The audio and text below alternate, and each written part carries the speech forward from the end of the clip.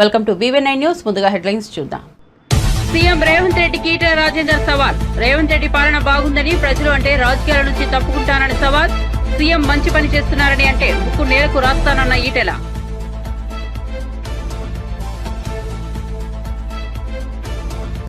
మంత్రి కొండా సురేఖ వ్యాఖ్యలపై సినీ ప్రముఖుల ఆగ్రహం. ఇప్పటికే మంత్రి తన వ్యాఖ్యలను ఉపసంహరించుకుంటున్నారన్న టీపీసీ చీఫ్. ఇరువైపులా మహిళలు ఉన్న విషయాన్ని సినీ ప్రముఖులు గుర్తించాలని విజ్ఞప్తి.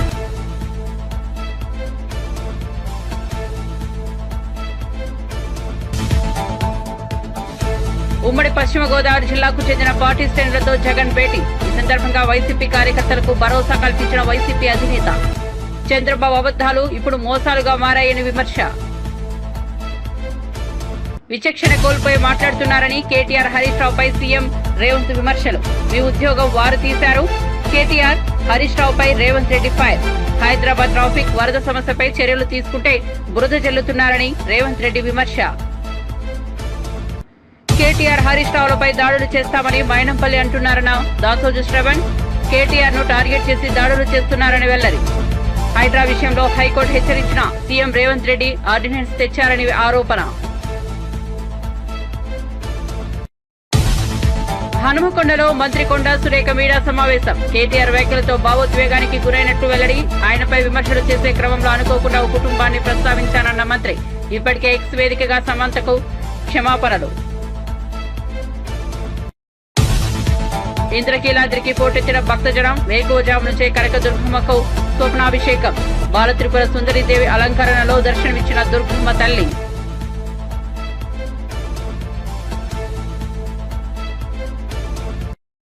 ఇక వార్త వివరాల్లోకి వెళ్తే, ఉమ్మడి పశ్చిమ గోదావరి జిల్లాకు చెందిన జెడ్పీటీసీ ఇతర నాయకులతో మాజీ సీఎం వైసీపీ అధినేత వైఎస్ జగన్ భేటీ అయ్యారు. ఈ సందర్భంగా వైసీపీ కార్యకర్తలకు వైఎస్ జగన్ భరోసా కల్పించే ప్రయత్నం చేశారు. రాష్ట్రంలో అన్యాయమైన పాలన కొనసాగుతోందని, మళ్లీ వచ్చేది వైసీపీ ప్రభుత్వమేనని అన్నారు. రాజకీయాల్లో విశ్వసనీయత, వ్యక్తిత్వం అనేవి చాలా ముఖ్యమని తెలిపారు. కష్టం వచ్చినప్పుడు ప్రజలకు అండగా నిలబడగలిగితే అదే మనల్ని తర్వాత విజయ తీరానికి చేరుస్తుందని కార్యకర్తలతో అన్నారు. గత 5 ఏళ్లలో వైసీపీ ప్రభుత్వం ప్రజలకు ఇచ్చిన ప్రతి హామీ నెరవేర్చిందని జగన్ తెలిపారు. చంద్రబాబు అబద్దాలు ఇప్పుడు మోసాలుగా మారాయని చూపెట్టారు. చంద్రబాబు మోసాలపై క్రమంగా ప్రజల్లో ఆగ్రహం పెరుగుతోందని అన్నారు. వైసీపీ, టీడీపీ మధ్య తేడాను ప్రజలు గమనించారని తెలిపారు. వైసీపీ కార్యకర్తలు కేసులకు భయపడాల్సిన అవసరం లేదని పేర్కొన్నారు. ప్రస్తుతం రాష్ట్రంలో అన్యాయమైన పాలన కొనసాగుతుందన్న జగన్ మళ్లీ వచ్చేది మన ప్రభుత్వమే అని చెప్పుకొచ్చారు. ఒకవైపున ఇచ్చిన వాగ్దానాలు ఏవి కూడా అమలు కాకపోగా, మరోవైపున పూర్తిగా చదువులైతే పూర్తిగా దెబ్బతిన్న పరిస్థితులు కనిపిస్తూ ఉన్నాయి. విద్యా దీవెన పోయింది, వసతి దీవెన పోయింది, పిల్లలకు ఫీజు రీయింబర్స్మెంట్ కూడా అందని పరిస్థితిలోకి పోతుంది. ఇంగ్లీష్ మీడియం చదువులు అటకెక్కి, టోఫుల్ అన్నది గాలికి ఎగిరిపోయింది. గోరుముద్ద అన్నది రోజుకొక మెనూతో పెట్టే పరిస్థితి నుంచి ఈరోజు అలాంటి గోరుముద్ద అనే కార్యక్రమం కూడా నీరుగార్చే పరిస్థితి లేకపోయింది. వైద్య రంగం తీసుకున్న అదే పరిస్థితి. ఆరోగ్య ఆసరా అటకెక్కింది. అన్ని వైద్య రంగంలో కూడా అదే మాదిరిగానే జరుగుతూ ఉన్నాం. వ్యవసాయం నేను చెప్పాల్సిన పనుల, పెట్టుబడి సహాయం దేవుడు ఎరుగు, ఉచిత ఇన్సూరెన్స్ ఎగిరిపోయింది, పెట్టుబడి సహాయం పోయింది, ఈ క్రాప్ కూడా సరిగ్గా చేయలేని పరిస్థితులు కనిపిస్తూ ఉన్నాయి. ఆర్బీకేలు అప్పుడే అటకెక్కేసి ప్రతి రంగంలోనూ కూడా మన హయాంలో డోర్ డెలివరీ జరిగే పథకాలు ఈరోజు డోర్ డెలివరీ అన్నది గాలికి ఎగిరిపోయింది. ఈరోజు తెలుగుదేశం పార్టీ కార్యకర్తలు ఇళ్లకు ఈరోజు అధికారులు పోయి అక్కడి నుంచి పంపిణీ చేస్తూ ఉండరు. ప్రజలు అక్కడికి పోవాలి, 2 నెలలు అక్కడికి పోకపోతే కనుక కట్. ఇప్పటికే 1,50,000 పెన్షన్ ఇప్పటికే కటింగ్ అయిపోయినాయి. ప్రతి అడుగులోనూ కూడా ఇదే జరుగుతూ ఉంది. కరప్షన్ గురించి నేను చెప్పాల్సిన పనుల మీ అందరికీ తెలిసిన విషయమే. ఇసుక అయితే మన హయాంలో ఇసుక రేటు ఉన్న రేటు కన్నా ఇప్పుడు ఇంకా ఇసుక ఎక్కువ రేటు అమ్ముతున్నారు. కనీసం అప్పుడన్నా గవర్నమెంట్ కన్నా ఆదాయం వస్తాను నేను. ఇప్పుడు గవర్నమెంట్కి ఆదాయం రాకపోగా ఉచిత ఇసుక అంటున్నారు. గవర్నమెంట్కి ఆదాయం రాకపోగా మనం అమ్మిన రేటు కన్నా ఇంకా ఎక్కువ రేటుకి ఈరోజు ఇసుక ఈరోజు అమ్ముతూ ఉన్న పరిస్థితులు. స్టాక్ పాయింట్లలో ఇసుకే కనపడకుండా పోతూ ఉంది. మద్యం పరిస్థితి అంటే మనమేమో మద్యం తక్కువ తాగాలి, ప్రజలు బాగుపడాలి, వాల్యూమ్స్ తగ్గాలి అని మనం తాపత్రయపడితే వీళ్ళేమో గవర్నమెంట్కి వచ్చే ఆదాయం రాకపోయినా నష్టం లేదని తగ్గించి లిక్కర్ వాల్యూమ్స్ పెరగడం వల్ల వచ్చే లాభం ఏంది? చంద్రబాబు నాయుడుకు వాల్యూమ్స్ పెరగడం వల్ల డిస్టిలరీస్ డబ్బులు బాగిస్తారు. ఇది జరిగేది.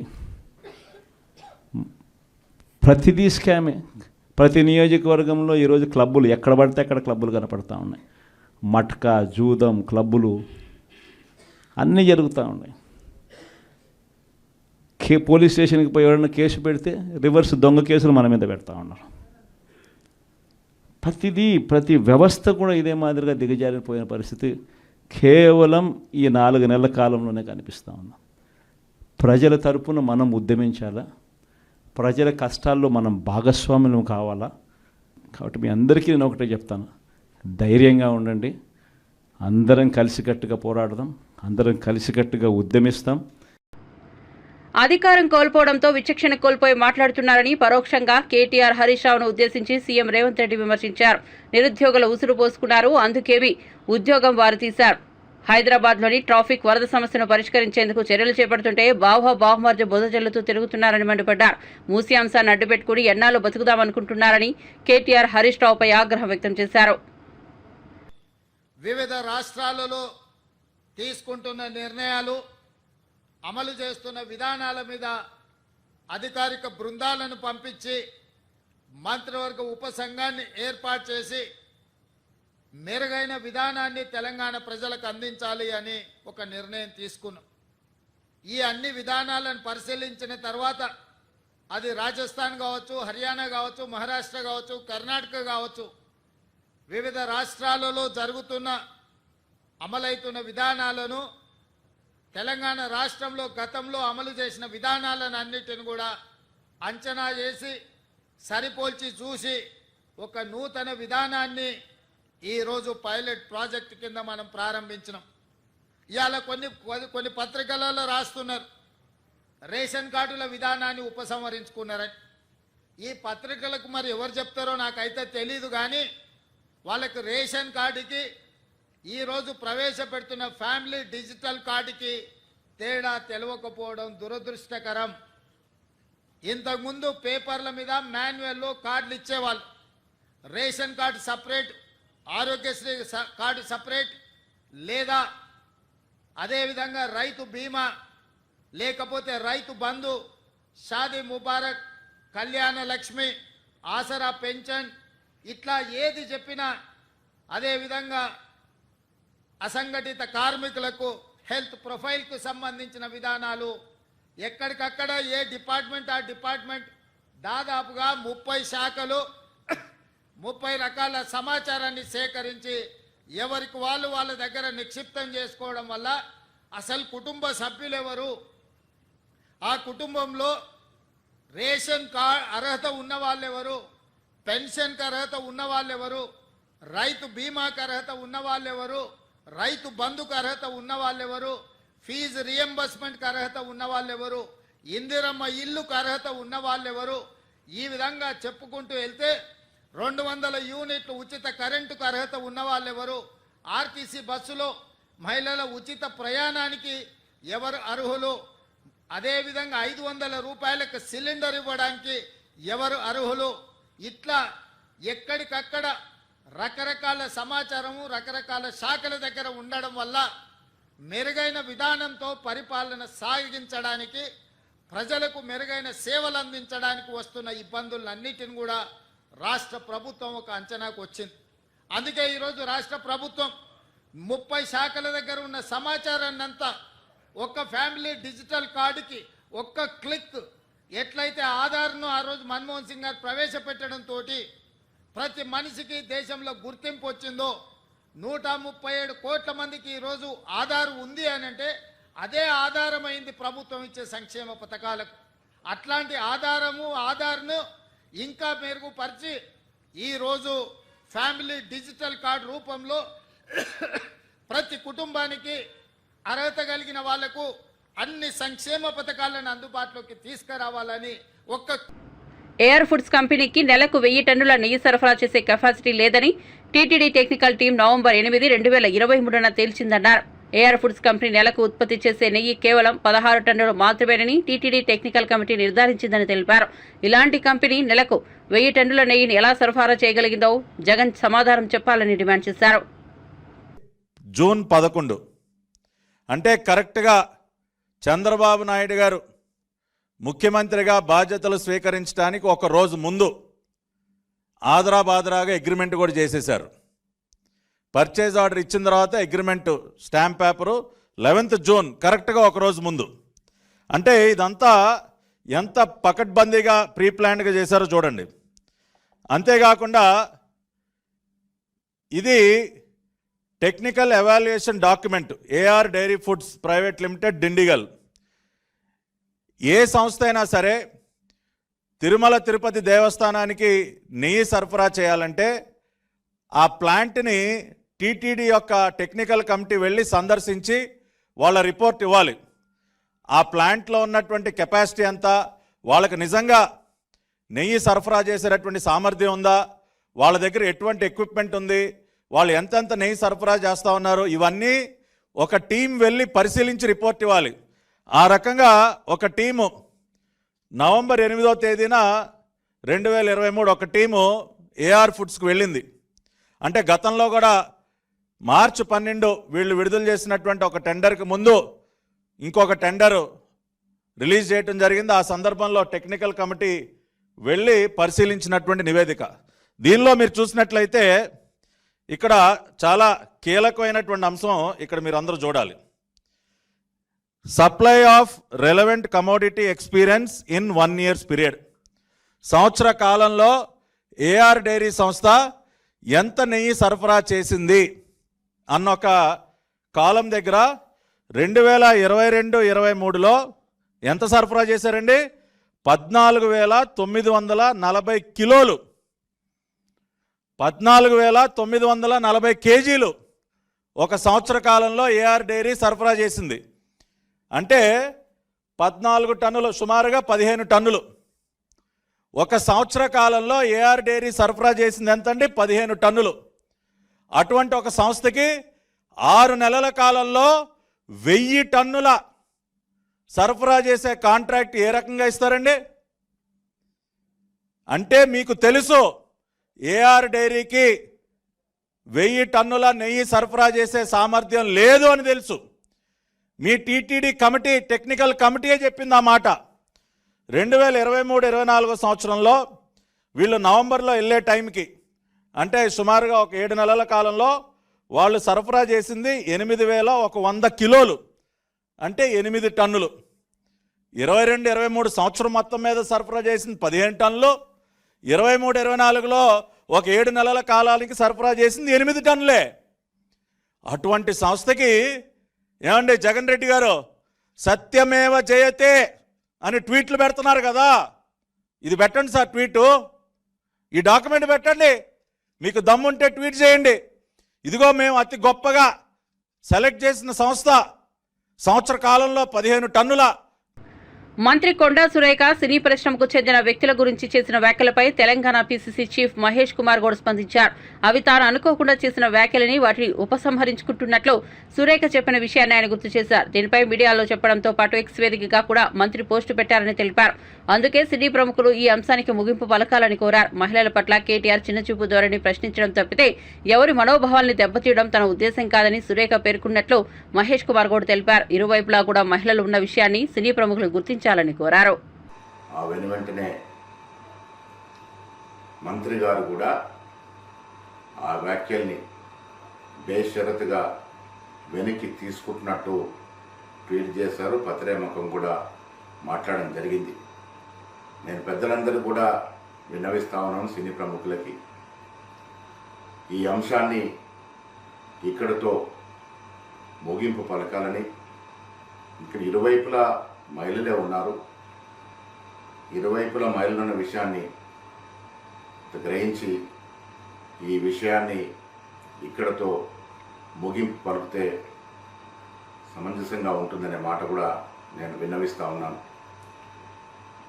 మంత్రి గారు కూడా రాత్రి ట్వీట్ చేస్తూ ఆవిడ చెప్పిన మాటలు, నా వ్యాఖ్యలు యొక్క ఉద్దేశం మహిళల పట్ల అహంకార ధోరణి ప్రశ్నించడమే కానీ మీ యొక్క మనోభావాల్ని దెబ్బతీయడం కాదు.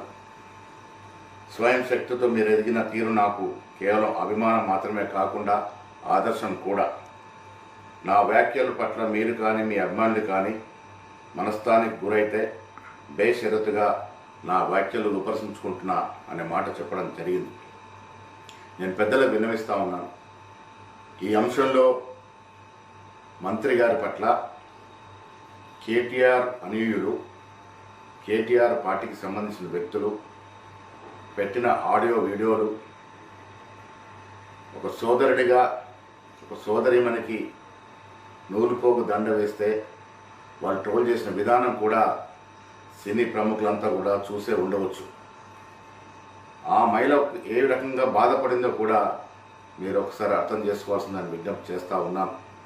ఏది ఏమైనప్పటికీ ఇరువైపుల మహిళలు ఉన్నారు కాబట్టి ఈ సమాజంలో ఒకరి గురించి ఒకరు చెడుగా మాట్లాడే సంప్రదాయం లేదు కాబట్టి ఆవిడ బేషరతుగా ఆవిడ వ్యాఖ్యల్ని ఉపసంహరించుకుంది కాబట్టి ఈ అంశాన్ని ఇక్కడితో ముగింపు పలకాలని నేను సినీ ప్రముఖులకు పెద్దలందరూ కూడా విజ్ఞప్తి చేస్తూ ఉన్నా.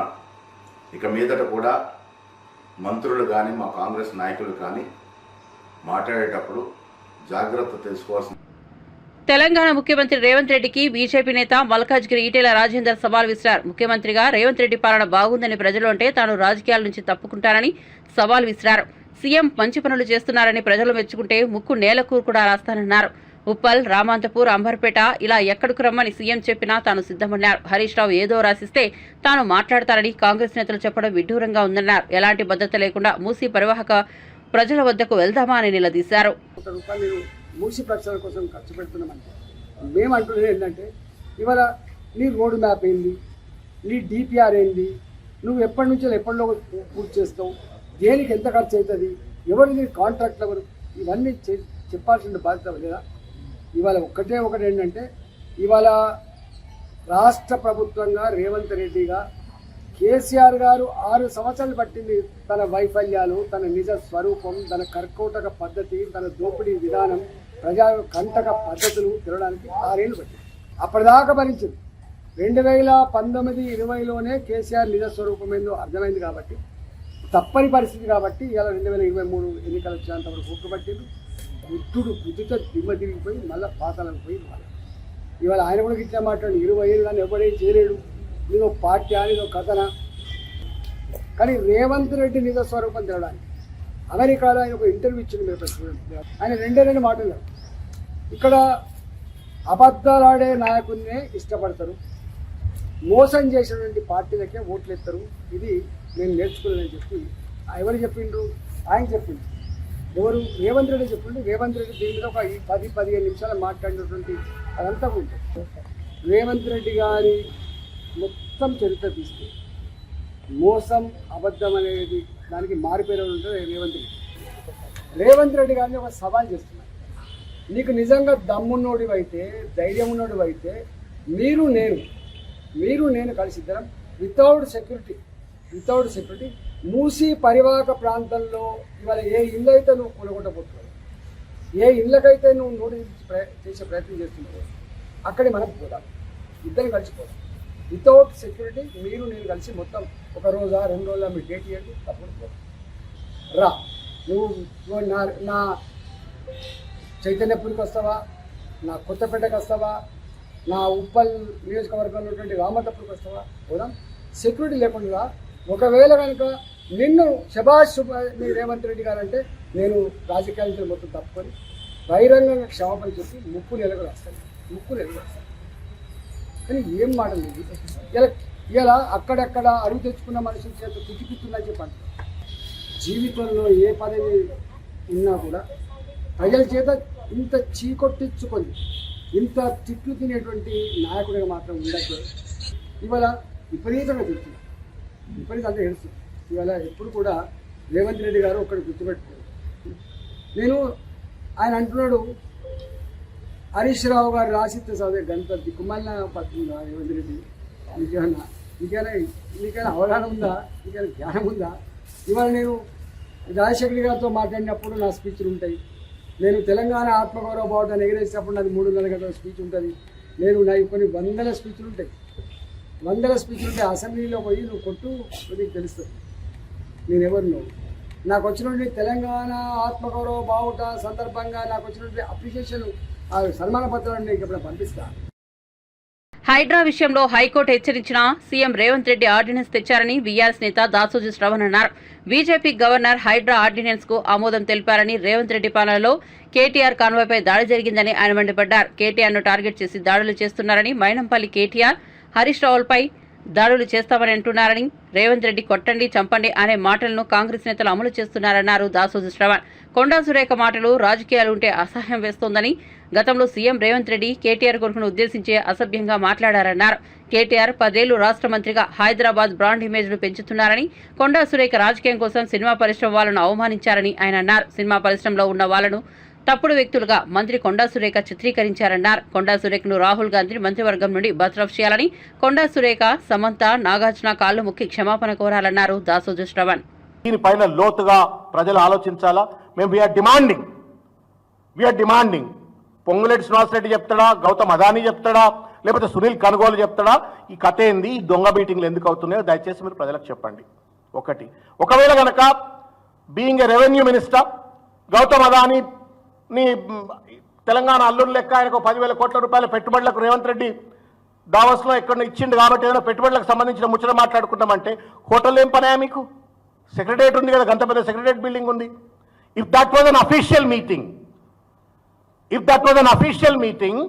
why is that you have to conduct that meeting in ITC corner and why not in the secretariat? ఒకటి. రెండు, if that is an official meeting, what is the role of Sunil Kanugolu, who is the chief advisor of the Karnataka state government, who is an electoral strategist to Revanth Reddy? ఇదంతా కూడా ఒక గూడు పుటాన్ లెక్క అనిపించట్లా.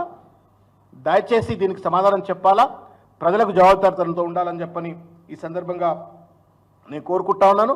ఇవాళ లోపాయకారిగా మీది ఎంత గమ్మత్తైనగా అనిపిస్తుందండి. హైకోర్టులో ఆ జడ్జి గారు కాళ్ళకు దండం పెట్టాల. పేదోడి బాధనంతా కూడా ఆయన గుండెల్లో పెట్టుకొని ప్రశ్నించినట్టుగా అనిపించింది. అద్భుతంగా ప్రశ్నలు వేసిండు, చివాట్లు పెట్టిండు. Any sensible person, not only Ranganath or Revanth Reddy or anybody in the government, అంత పెద్ద ఎత్తున హైకోర్టు వారు అంత సీరియస్గా ఒక అంశాన్ని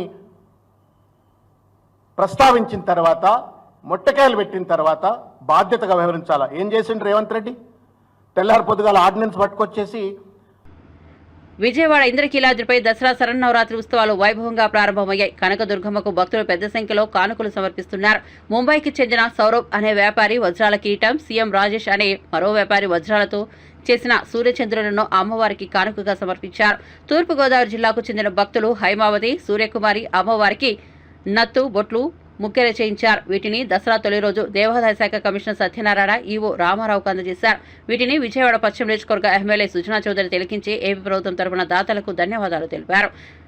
అమ్మవారి మూల విరాట్ అలంకరణలో ఈ ఆభరణాలను వినియోగించనున్నట్లు ఆలయ పండితులు తెలిపారు. బులెటిన్ ముగించే ముందు హెడ్లైన్స్ మరోసారి చూద్దాం. సీఎం రేవంత్ రెడ్డికి ఈటెల రాజేందర్ సవాల్. రేవంత్ రెడ్డి పాలన బాగుందని, ప్రజలు అంటే రాజకీయాల నుంచి తప్పుకుంటానని సవాల్.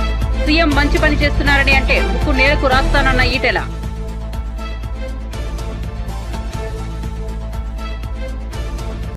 మంత్రి కొండా సురేఖ వ్యాఖ్యలపై సినీ ప్రముఖుల ఆగ్రహం. ఇప్పటికే మంత్రి తన వ్యాఖ్యలను ఉపసంహరించుకుంటున్నారన్న టీపీసీ చీఫ్. ఇరువైపులా మహిళలు ఉన్న విషయాన్ని సినీ ప్రముఖులు గుర్తించాలని విజ్ఞప్తి.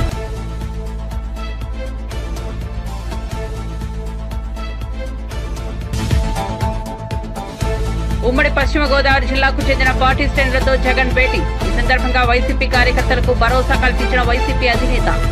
చంద్రబాబు అబద్దాలు ఇప్పుడు మోసాలుగా మారాయని విమర్శ. విచక్షణ కోల్పోయి మాట్లాడుతున్నారని కేటీఆర్, హరీష్ రావుపై సీఎం రేవంత్ విమర్శలు. మీ ఉద్యోగం వారు తీశారు. కేటీఆర్, హరీష్ రావుపై రేవంత్ రెడ్డి ఫైర్. హైదరాబాద్ ట్రాఫిక్ వరద సమస్యపై చర్యలు తీసుకుంటే బురద జల్లుతున్నారని రేవంత్ రెడ్డి విమర్శ. కేటీఆర్, హరీష్ రావులపై దాడులు చేస్తామని మైనంపల్లి అంటున్నారన్న దాసోజు శ్రవణ్. కేటీఆర్ ను టార్గెట్ చేసి దాడులు చేస్తున్నారని వెల్లడి. హైడ్రా విషయంలో హైకోర్టు హెచ్చరించిన సీఎం రేవంత్ రెడ్డి ఆర్డినెన్స్ తెచ్చారని ఆరోపణ. హనుమకొండలో మంత్రి కొండా సురేఖ మీడియా సమావేశం. కేటీఆర్ వ్యాఖ్యలతో భావోద్వేగానికి గురైనట్టు వెల్లడి. ఆయనపై విమర్శలు చేసే క్రమంలో అనుకోకుండా ఒక కుటుంబాన్ని ప్రస్తావించానన్న మంత్రి. ఇప్పటికే ఎక్స్ వేదికగా సమంతకు క్షమాపణలు. ఇంద్రకీలాద్రికి పోటెత్తిన భక్తజనం. వేకువజాము నుంచే కనకదుర్గమ్మకు స్వప్నాభిషేకం. బాలత్రిపుర సుందరీదేవి అలంకరణలో దర్శనమిచ్చిన దుర్గమ్మ తల్లి.